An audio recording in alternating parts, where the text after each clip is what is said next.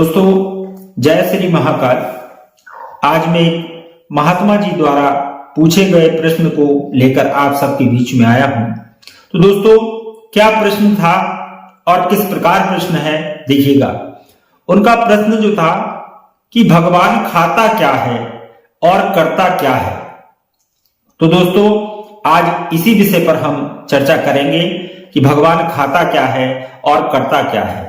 तो दोस्तों, बने रहिए वीडियो पर, बिना स्किप करे वीडियो पूरा अंत तक देखिएगा और वीडियो को कमेंट कीजिएगा, लाइक कीजिएगा और सब्सक्राइब कीजिएगा ताकि आने वाले नए वीडियो का नोटिफिकेशन आप तक तुरंत पहुंच सके।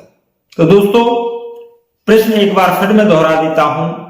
प्रश्न था भगवान खाता क्या है और भगवान करता क्या है।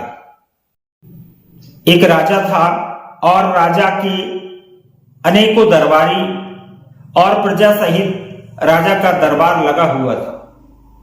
वहां कई बुद्धिजीवी लोग उपस्थित थे और एक पंडित जी वहां आए और पंडित जी से कुछ ना कुछ राजा के दरबार के लोग कोई ना कोई सवाल पूछते रहा करते थे और उनको इनाम स्वरूप राजा 2 असरपिया दिया करता था और वह 2 असरपिया लेकर घर की ओर चले जाते थे। हुआ ऐसा कि विद्वान से विद्वान का टकराना हुआ, एक ब्राह्मण से दूसरे ब्राह्मण का मिलना हुआ। तो एक ब्राह्मण ने अपना जो प्रश्न रहा वह रख दिया, दूसरे ब्राह्मण ने हल कर दिया।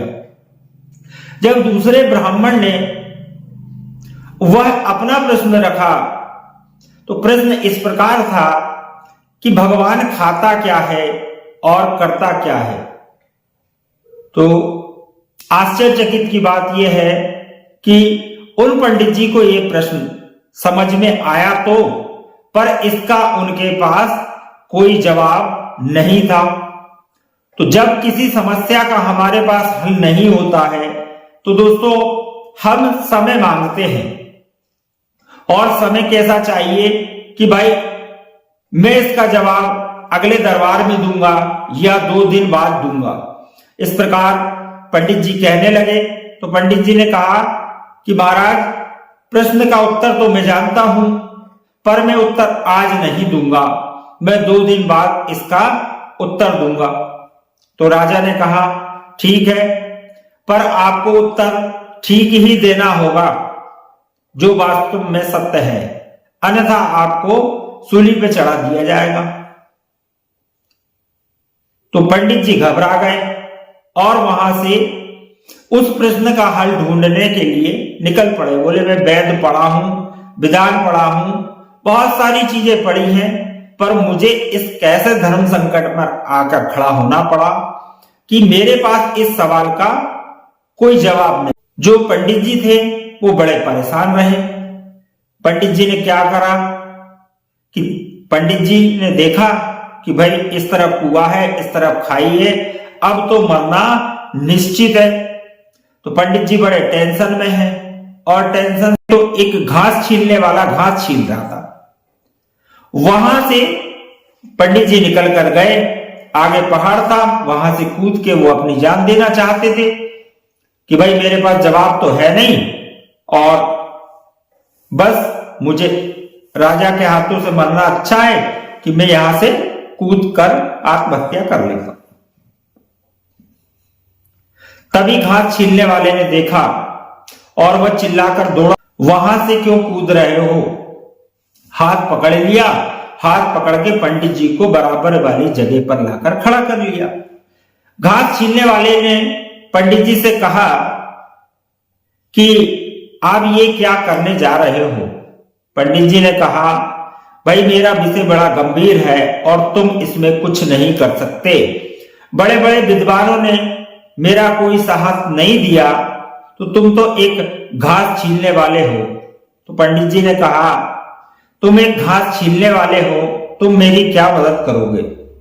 घास छीलने वाले ने कहा कि पंडित जी आप तो बस मुझसे कहिए, जो भी आपकी समस्या है वह मैं हल कर दूंगा।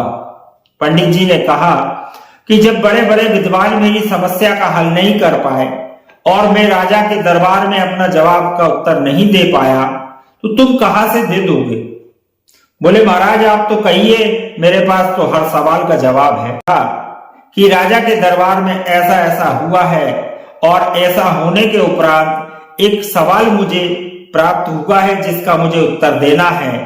कि वो प्रश्न याद रखने वाला है, जरा गौर से समझिएगा। प्रश्न क्या है कि भगवान खाता क्या है और भगवान करता क्या है?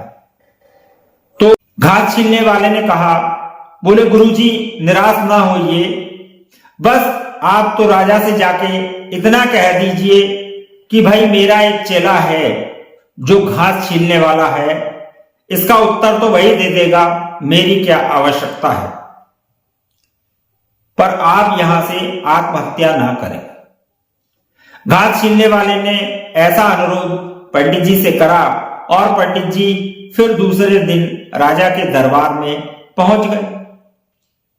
तो राजा के दरबार में जब पहुंचे, दरबार लगा हुआ था और वही प्रश्न कि भाई आपको इस प्रश्न का जवाब देना है। बोले महाराज ये तो सब बात की चीजें हैं, इसका जवाब तो मेरा एक जो चेला है घास छीलने वाला, उसको बुला लेता हूं, वही चेला आपको जवाब दे देगा। बोले ठीक है बुलाइए।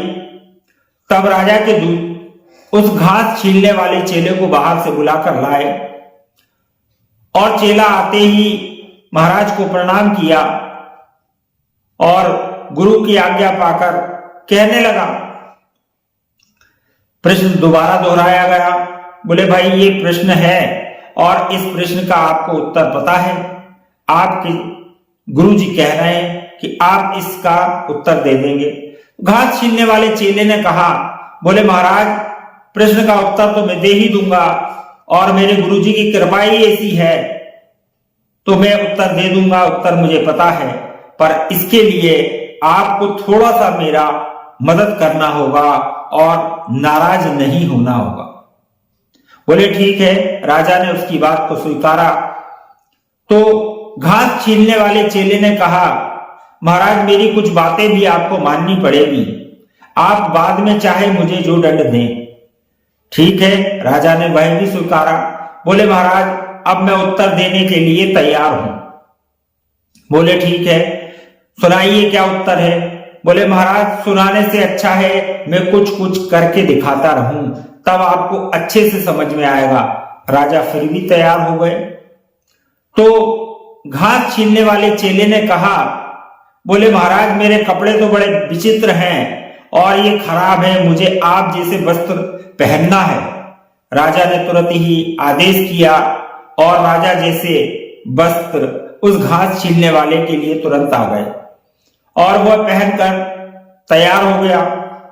फिर उसने कहा, बोले महाराज आपका जो मुकुट है वो बहुत ही अच्छा लग रहा है, आप ये मुकुट मुझे दे दीजिए। तो भाई राजा ने वह मुकुट भी उसे दे दिया। अब घास छीलने वाले ने तीसरी पंक्ति में जो बात कही, बोले राजा आप सिंहासन से थोड़ा सा उतरिए और मैं बैठना चाहता हूं। तो राजा को थोड़ा सा क्रोध आया, पर राजा ने अपना वायदा किया हुआ था, इसलिए राजा गद्दी छोड़कर उतरे और घास छीलने वाला चेला राजा के सिंहासन पर बैठ गया। तब बैठने के बाद पूछता है कि राजा आपके प्रश्न का आपको उत्तर प्राप्त हुआ कि नहीं? बोले आपने कहां उत्तर दिया? फिर घास छीलने वाले चेले ने कहा कि महाराज मैंने जो उत्तर दिया है उसका प्रकार आप समझिए कि आपने कहा था कि भगवान खाता क्या है, तो भगवान अहंकार को खाता है।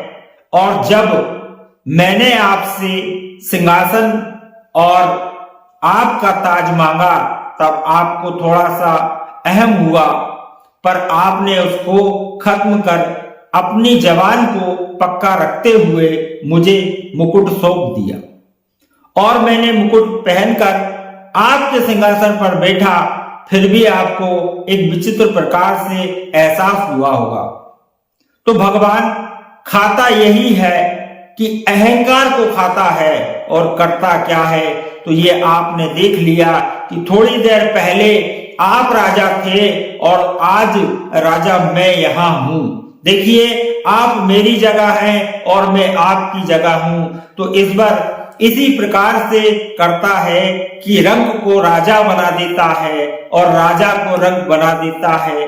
क्षण में देरी नहीं होती है। इस प्रकार भगवान निर्णय करता है। तो अपने प्रश्न का उत्तर इस प्रकार से प्राप्त हुआ और राजा उस प्रश्न के उत्तर को प्राप्त होकर चेले को, घास छीलने वाले चेले को और साथ में जो पंडित जी थे उनको, दोनों को दो दो मुद्राएं इनाम में देता है और राजा प्रसन्न होता है। तो दोस्तों, यही होती है ईश्वर की लीला, जो निराकार है, जिसका कोई आकार नहीं है। हर एक प्राणी में ईश्वर है। तो दोस्तों, इससे हमें यही सीख मिलती है कि घमंड, अहंकार कभी नहीं करना चाहिए। भगवान का जो औहार है वो अहंकार है। भगवान हमेशा अहंकार का ही विनाश करता है। तो दोस्तों, बने रहिए वीडियो पर, बिना स्क्रिप्ट पूरा अंत तक देखिएगा। होती है आप सबसे मुलाकात नेक्स्ट वीडियो में। तब तक के लिए नमस्ते एंड गुड बाय। हिंदुस्तान जिंदाबाद।